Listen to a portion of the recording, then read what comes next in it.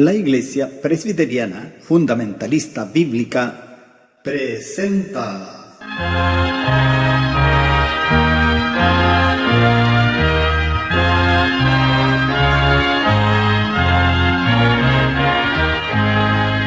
La última llamada.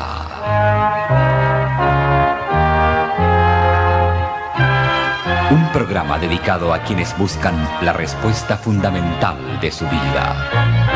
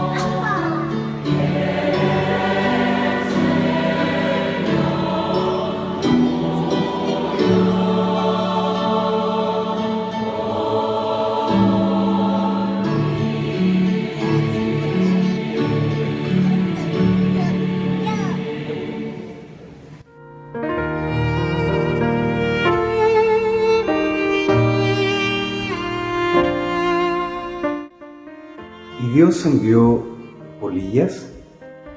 Mirad las aves del cielo que no siembran, ni ciegan, ni recogen en graneros, y vuestro Padre Celestial las alimenta.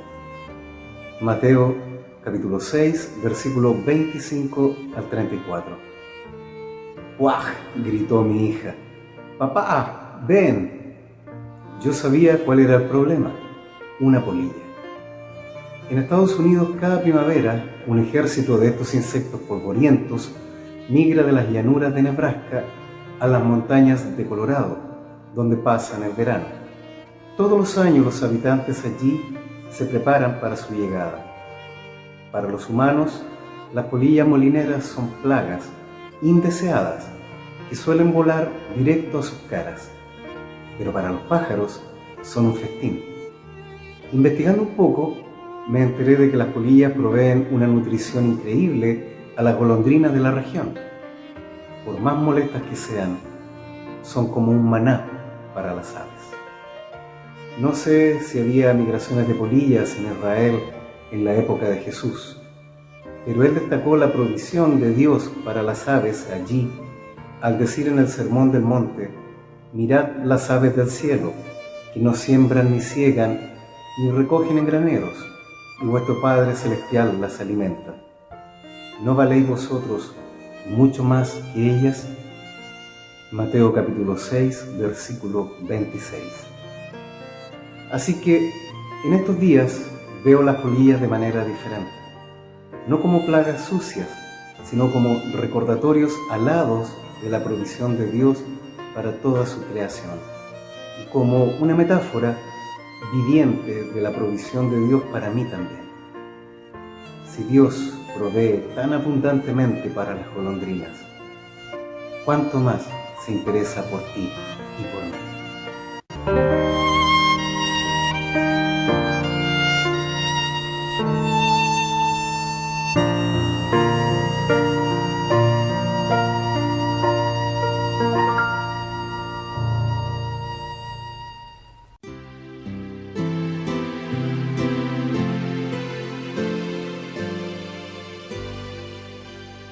Si Jesús es quien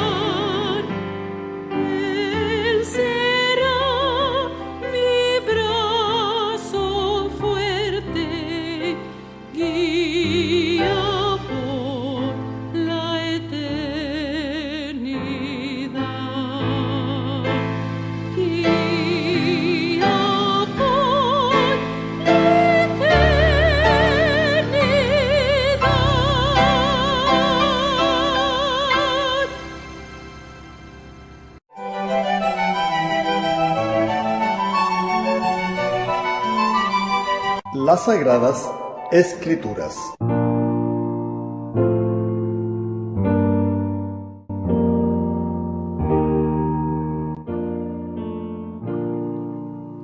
Génesis capítulo 39.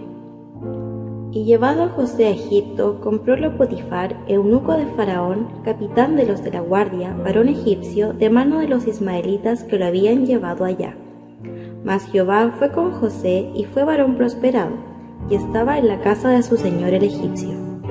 Y vio su señor que Jehová era con él, y que todo lo que él hacía, Jehová lo hacía prosperar en su mano.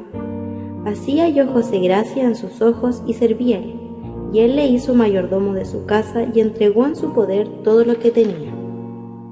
Y aconteció que, desde cuando le dio el encargo de su casa y de todo lo que tenía, Jehová bendijo la casa del egipcio a causa de José, y la bendición de Jehová fue sobre todo lo que tenía, así en casa como en el campo. Y dejó todo lo que tenía en mano de José, ni con él sabía de nada más que del pan que comía. Y era José de hermoso semblante y bella presencia. Y aconteció después de esto que la mujer de su señor puso sus ojos en José y dijo: duerme conmigo. Y él no quiso, y dijo a la mujer de su señor: he aquí que mi señor no sabe conmigo lo que hay en casa, y ha puesto en mi mano todo lo que tiene. No hay otro mayor que yo en esta casa, y ninguna cosa me ha reservado sino a ti, por cuanto tú eres su mujer. ¿Cómo pues haría yo este grande mal y pecaría contra Dios? Y fue que hablando ella a José cada día, y no escuchándola él para acostarse al lado de ella, para estar con ella, aconteció que entró él un día en casa para hacer su oficio, y no había nadie de los de casa allí en casa. Y asió-lo ella por su ropa, diciendo: duerme conmigo. Entonces dejóla él su ropa en las manos, y huyó y salióse fuera. Y acaeció que cuando vio ella que le había dejado su ropa en sus manos, y había huido fuera, llamó a los de casa y hablóles diciendo: mirad, nos ha traído un hebreo para que hiciese burla de nosotros. Vino él a mí para dormir conmigo, y yo di grandes voces, y viendo que yo alzaba la voz y gritaba, dejó junto a mí su ropa, y huyó y salióse fuera. Y ella puso junto a sí la ropa de él hasta que vino su señor a su casa. Entonces le habló ella semejantes palabras diciendo: el siervo hebreo que nos trajiste vino a mí para deshonrarme. Y como yo alcé mi voz y grité, él dejó su ropa junto a mí y huyó fuera. Y sucedió que como oyó su señor las palabras que su mujer le hablara, diciendo: así me ha tratado tu siervo, encendióse su furor. Y tomó su señor a José, y púsole en la casa de la cárcel, donde estaban los presos del rey, y estuvo allí en la casa de la cárcel. Mas Jehová fue con José, y extendió a él su misericordia, y dióle gracia en ojos del principal de la casa de la cárcel. Y el principal de la casa de la cárcel entregó en mano de José todos los presos que había en aquella prisión, todo lo que hacían allí, él lo hacía. No veía el principal de la cárcel cosa alguna que en su mano estaba, porque Jehová era con él, y lo que él hacía, Jehová lo prosperaba.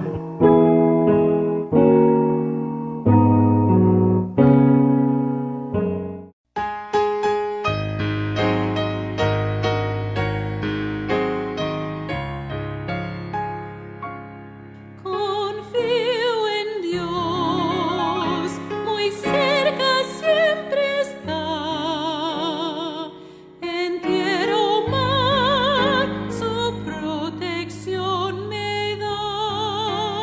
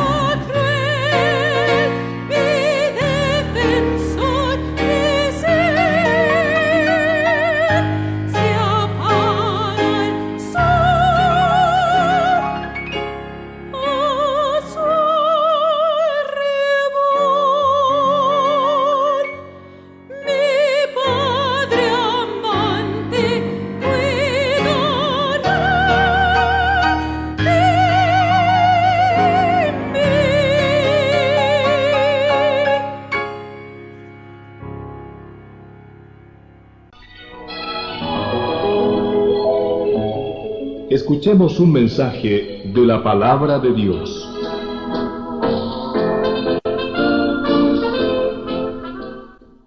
Los peligros del éxito, prosperidad y rebelión. Texto. Segundo de Crónicas, capítulo 26, verso 16, dice: Mas cuando fue fortificado, su corazón se enalteció hasta corromperse, porque se rebeló contra Jehová su Dios, entrando en el templo de Jehová para quemar sahumerios en el altar del perfume. Es decir, pero cuando llegó a ser prosperado, también se volvió orgulloso, lo cual resultó en su ruina. Pecó contra el Señor y personalmente quemó incienso sobre el altar del perfume. La historia del rey Usías. Significado de su nombre: Jehová es mi fortaleza. Los hechos de cómo fue su reinado están relatados en este capítulo 26. Nos da algunos detalles, como por ejemplo, que reinó por 52 años, que tuvo un reinado largo, fructífero, pero casi perfecto. Tenía 16 años cuando empezó a reinar en Jerusalén. Lo llevó a una prosperidad que no se conocía desde los tiempos del rey Salomón. Cuando Usías fue elevado al trono, las esperanzas nacionales de Judá estaban hundidas en su punto más bajo desde la división del reino en dos: el reino del norte conformado por 10 tribus y el reino del sur conformado por 2 tribus. Debido a esto, los logros del rey Usías sobresalen a toda vista. Algunos de ellos: restauró las murallas de Jerusalén, mejoró las fortificaciones que rodeaban a la ciudad capital, reorganizó al ejército, equipándolo con las mejores armas, venció a los filisteos y árabes, destruyó los muros de Gat, Jabnia y Asdod, sometió a los amonitas y otras varias naciones, extendió las fronteras de Judá hacia el sur, desarrolló la agricultura, edificó torres en el desierto para proteger lo sembrado de mano de los enemigos, potenció el crecimiento ganadero, excavó pozos con éxito, sometió a su control ciudades comercialmente claves en las rutas que conducían a Arabia, Egipto y otros países. Siguiendo los pasos de su padre Amasías, rindió culto a Jehová gracias a la dirección de un desconocido profeta llamado Zacarías. Segundo de Crónicas 26:5. Pero dejó de subsistir los lugares altos donde el pueblo ofrecía sacrificio a los ídolos. Segundo de Crónicas 26:4. E hizo lo recto en los ojos de Jehová. Sin duda, es una descripción del rey Usías totalmente diferente en medio de la perversa actitud de otros reyes de Israel. El rey Usías persistió en buscar la voluntad de Dios todos los días del profeta Zacarías.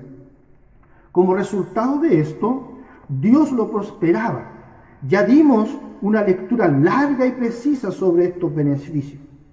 Pero el versículo 16 dice: mas cuando fue fortificado, o sea, engrandecido, su corazón se enalteció, se enorgulleció hasta corromperse. Hay una nota triste sobre esta maravillosa historia.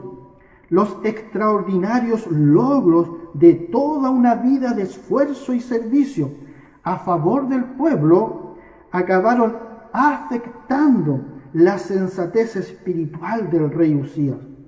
Terminó destruyendo con sus prácticas abominables todo aquello que Dios le había ayudado a construir.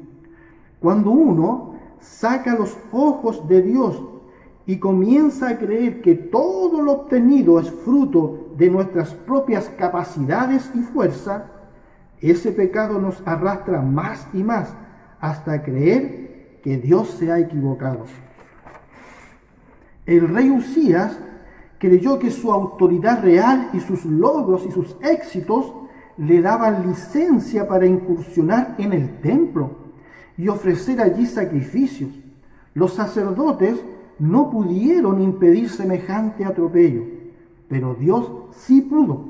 Su actuar tan opuesto a lo que estaba ordenado lo castiga con una lepra que consumió su cuerpo. Murió solo, completamente aislado del pueblo que tan bien había gobernado. ¿Cómo podemos luchar contra la soberbia del éxito? Solo levantando acciones de gracias al Dios de todo bien, reconociendo en este acto que todo lo que logramos proviene solo de Él. Una ilustración. Un joven músico dio un concierto que sacó aplausos. Al terminar, todos se levantaron, aplaudían. Él, tras las cortinas, tenía un rostro triste.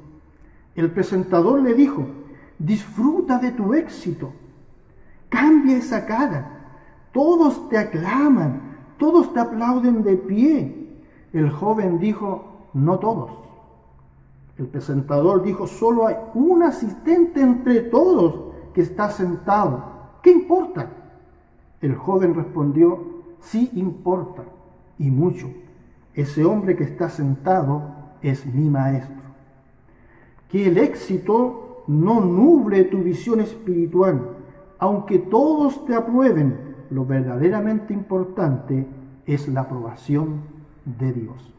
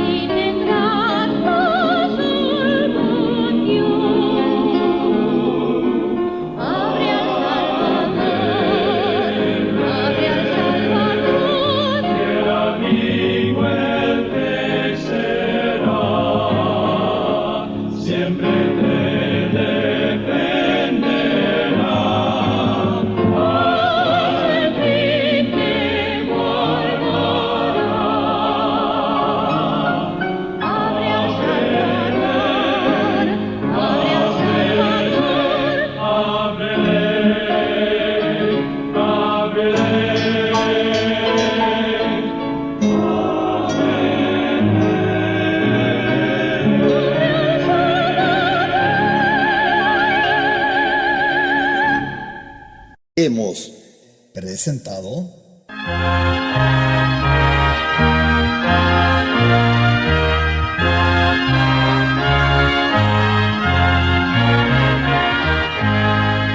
La última llamada.